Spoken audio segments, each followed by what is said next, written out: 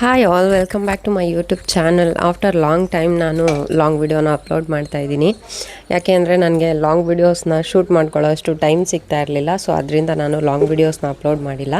ಇನ್ನು ಮುಂದೆ daily upload ಮಾಡ್ತೀನಿ. ಇವತ್ತು ವರಮಹಾಲಕ್ಷ್ಮಿ ಹಬ್ಬ.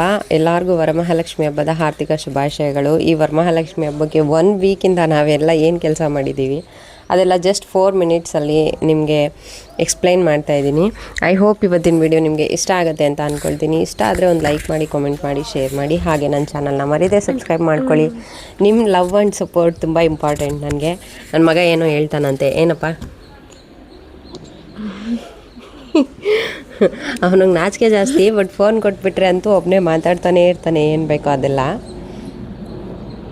ಏನೋ ಮತ್ತು ನಾನು ಹಾಕ್ಕೊಂಡಿರೋ ಡ್ರೆಸ್ ಬಂದು ಮೀಶೋ ಮತ್ತು ಫ್ಲಿಪ್ಕಾರ್ಟಲ್ಲಿ ತೊಗೊಂಡಿರೋದು.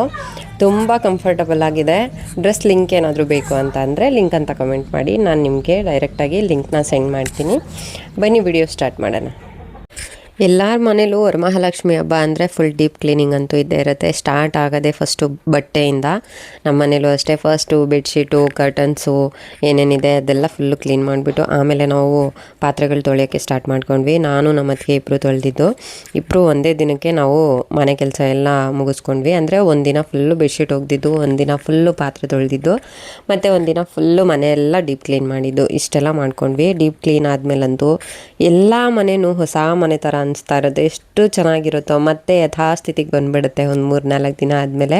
ಮನೆ ಡೀಪ್ ಕ್ಲೀನ್ ಆದಮೇಲೆ ನನಗೆ ಸಿಕ್ಕಾಪಟ್ಟೆ ಇಷ್ಟ ಆಗ್ತಾಯಿತ್ತು. ಸೊ ಅದರಿಂದ ಒಂದು ವಿಡಿಯೋ ಮಾಡಿಕೊಂಡೆ. ಹಾಗೆ ಹೋಮ್ ಟೂರ್ ಮಾಡೋ ಥರ ಕೂಡ ಇರುತ್ತೆ ಅಂತ ಅಂದ್ಬಿಟ್ಟು. ನಮ್ಮದು ಪುಟ್ಟ ಮನೆ. ಹಾಗೆ ನಾವು ಹಳ್ಳಿ ಸೈಡಲ್ಲಿರೋದು. ಹಳ್ಳಿ ಸೈಡಲ್ಲಿದ್ದರೂ ನನಗೊಂದು ಸ್ವಲ್ಪ ನೋಡೋಕ್ಕೆ ಕಿಚನ್ ತುಂಬ ಇಷ್ಟ ಆಗಬೇಕು. ಅಂದರೆ ನನಗೆ ಅಡುಗೆ ಮಾಡೋದಂದರೆ ತುಂಬ ಇಷ್ಟ. ಸೊ ಅದರಿಂದ ನನಗಿಷ್ಟ ಆಗೋ ಥರ ನಾನು ಕಿಚನ್ನ ಡೆಕೋರೇಟ್ ಮಾಡ್ಕೊಂಡಿದ್ದೀನಿ. ನಮ್ಮದು ನಾನ್ ಮಾಡ್ಯುಲರ್ ಕಿಚನ್. ಸೊ ಅದರಿಂದ ನನಗೆ ಹೆಂಗೆ ಬೇಕೋ ನಾನು ಆ ಥರ ರೆಡಿ ಮಾಡ್ಕೊಂಡಿದ್ದೀನಿ. ನಂಗೆ ತುಂಬಾ ಇಷ್ಟ. ನಮ್ಮದು ಪುಟ್ಟ ಕಿಚನ್ ಆದ್ರೂ ನೋಡೋಕ್ಕೆ ತುಂಬ ಚೆನ್ನಾಗಿರುತ್ತೆ. ತುಂಬ ಚೆನ್ನಾಗಿ ಕೇಳ್ತಾರೆ, ಎಷ್ಟು ನೀಟಾಗಿ ಇಟ್ಕೊಂಡಿರ್ತೀಯ, ಮೇಂಟೈನ್ ಮಾಡ್ತೀಯ ಅಂತೇಳಿ. ಮನೆ ಕೆಲಸ ಎಲ್ಲ ಮುಗಿದ್ಮೇಲೆ ಗುರುವಾರ ನೈಟು ನಾವೆಲ್ಲರೂ ಕೂತ್ಕೊಂಡು ಪೂಜೆಗೆ ರೆಡಿ ಮಾಡ್ಕೊಳ್ತಾ ಇದ್ವಿ. ಬೆಳಿಗ್ಗೆನೇ ಎದ್ದು ರೆಡಿ ಮಾಡ್ಕೊಳಕ್ಕಾಗಲ್ಲ. ನಾನು ನಾರ್ಮಲಾಗಿ 6 o'clock ಒಳಗಡೆ ಪೂಜೆ ಮುಗಿಸ್ಬಿಡ್ತೀನಿ. ಅದರಿಂದ ನೈಟೇ ಎಲ್ಲ ರೆಡಿ ಮಾಡಿ ಇಟ್ಕೊಂಡ್ಬಿಟ್ಟು 11 ಗಂಟೆ ಆಗಿತ್ತು. ಎಲ್ಲರೂ ಮಲಗಿಬಿಟ್ರು. ನಾನು ಒಂದು ಕೈಗೆ ಮೆಹಂದಿ ಹಾಕ್ಕೊಂಡೆ. ಲೆಫ್ಟ್ ಹ್ಯಾಂಡ್ಗೇನೋ ನಾನು ಹಾಕ್ಕೋತೀನಿ, ರೈಟ್ ಹ್ಯಾಂಡ್ಗೆ ಹಾಕ್ಬೇಕಲ್ವ. ಸೊ ಅದರಿಂದ ನನ್ನ ಮಗ ಹಾಕ್ತಾ ಇದ್ದಾನೆ. ಪ್ರತಿ ಸರ್ತಿನೂ ಹಿಂಗೆ ನಾನು ಲೆಫ್ಟ್ ಹ್ಯಾಂಡಿಗೆ ನನಗೆ ಹೆಂಗೆ ಬೇಕೋ ಹಂಗೆ ಡಿಸೈನ್ ಹಾಕ್ಕೊಬಿಡ್ತೀನಿ. ರೈಟ್ ಹ್ಯಾಂಡ್ಗೆ ಈ ಹಳೆ ಕಾಲದವರೆಲ್ಲ ಹಾಕೋತಾ ಇದ್ರಲ್ಲ, ಸೇಮ್ ಅದೇ ಥರ ನನ್ನ ಮಗ ಹಾಕ್ಬಿಡ್ತಾನೆ. ಅವನಿಗೆ ಬರೋದೇ ಅದು ಪಾಪ. ಅದನ್ನೇ ಆದರೂ ಹಾಕ್ತಾನೆ. ನಂಗೆ ತುಂಬ ಇಷ್ಟ ಆಗುತ್ತೆ. ಮೆಹಂದಿ ಅಂದರೆ ತುಂಬ ಇಷ್ಟ ನನಗೆ. ಆ್ಯಕ್ಚುಲಿ 2 ಕೈ ತುಂಬ ಮೆಹಂದಿ ಹಾಕ್ಕೋಬೇಕು ಅಂದರೆ ತುಂಬ ಇಷ್ಟ ಆಗುತ್ತೆ. ನನ್ನ ಮಗ ನೋಡಿ ಈ ಥರ ಹಾಕ್ತಾ. ನಾನು ಡಿಸೈನಾಗಿ ಹಾಕ್ಕೊಂಡಿದ್ದೆ ಲೆಫ್ಟ್ ಸೈಡ್ಗೆ. ಆದರೆ ಸಿಂಪಲಾಗಿ ಹಾಕ್ಕೊಂಡೆ. ಕೆಲಸ ಮಾಡಿ ಮಾಡಿ ಸುಸ್ತಾಗಿಬಿಟ್ಟಿತ್ತು. ಸೊ ಮೆಹಂದಿ ಕೂಡ ಮುಗೀತು. ಮಲ್ಕೊಂಡು ಆದಮೇಲೆ ಬೆಳಿಗ್ಗೆ 2 ಗಂಟೆಗೆ ಎದ್ದೆ. 2 ಗಂಟೆಗೆ ಎದ್ದು ಮತ್ತೆ ನಿದ್ದೆ ಬಂತು ಅಂತ ಮಲಗಿ 3 ಗಂಟೆಗೆ ಎದ್ದೆ. ಹೆಂಗೂ ನೈಟ್ ಪ್ರಿಪೇರ್ ಮಾಡ್ಕೊಂಡಿದ್ದೆ ಅಲ್ವಾ. ಸೊ ಅದೊಂದು ಧೈರ್ಯದಿಂದ ಮತ್ತೆ ಮಲ್ಕೊಂಡು ಎದ್ದಿದ್ದು ನಾನು. ಅದು ಬೇರೆ ಬಾಡಿ ತುಂಬ ಪೇಯ್ನ್ ಆಗ್ತಾಯಿತ್ತು.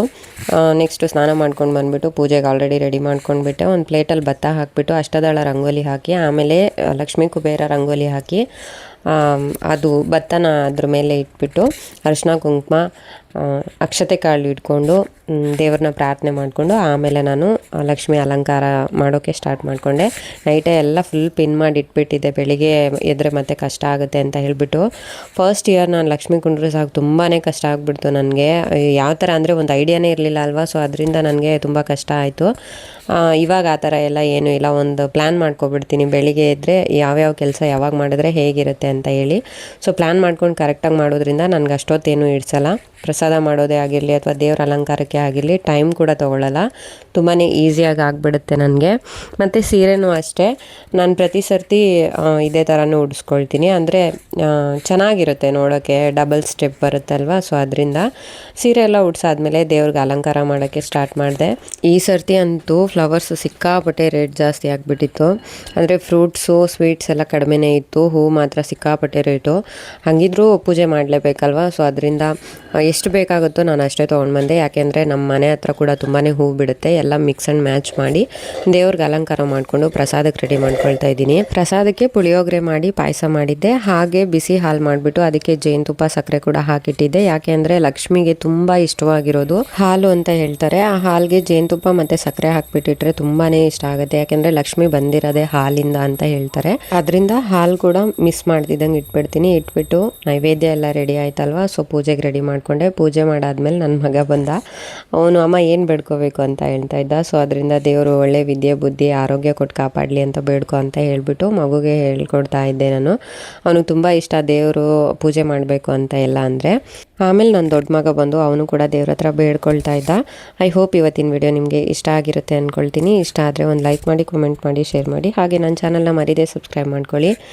ಯಾರೆಲ್ಲ ವರಮಹಾಲಕ್ಷ್ಮಿನ ಕುಂಡ್ರಿಸಿದ್ದೀರಾ ಅಥವಾ ಕುಂಡ್ರಿಸಿಲ್ಲ ಎಲ್ರಿಗೂ ವರಮಹಾಲಕ್ಷ್ಮಿ ಒಳ್ಳೆ ಆರೋಗ್ಯ ಐಶ್ವರ್ಯ ಕೊಟ್ಟು ಕಾಪಾಡಲಿ ಅಂತ ಬೇಡ್ಕೊಳ್ತೀನಿ. Thank you for watching.